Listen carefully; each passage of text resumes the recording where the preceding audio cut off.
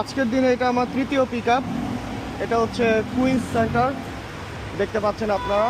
কুইন্সের মোটামুটি সবচেয়ে বড় একটা শপিং মল এটা। আসেন যাই, অর্ডারটা পিক আপ করি।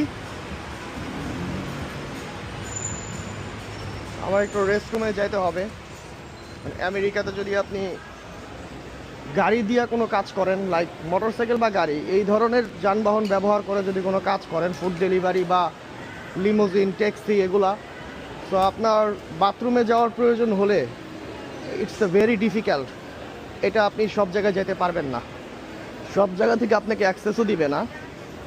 যদিও নিউ ইয়র্কের রুলস অনুযায়ী, আপনার এখানকার সিটি ল অনুযায়ী একটা ফুড ডেলিভারি ম্যানকে রেস্টুরেন্ট আপনার বাথরুম ব্যবহার করতে দিতে বাধ্য।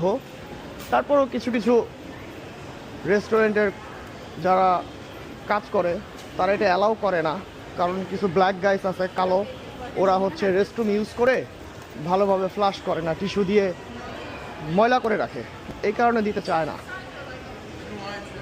তো কিন্তু এটা একটা যেহেতু শপিং মল, এটাতে রেস্টরুম অ্যাভেলেবেল, বাথরুমে আপনি চাইলে যাইতে পারবেন।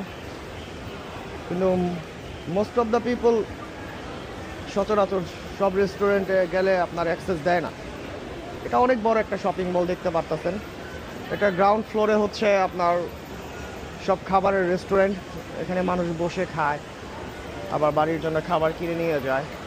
মোটামুটি সব ধরনের রেস্টুরেন্টই আছে, কিন্তু হালাল ফুড এখানে খুব রেয়ার আমাদের মুসলিমদের জন্য।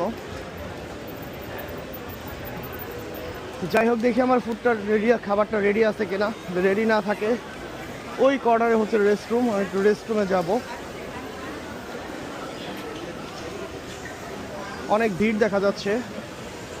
এই যে এই রেস্টুরেন্টটাতে হচ্ছে আমার 3 নাম্বার পিক আপ।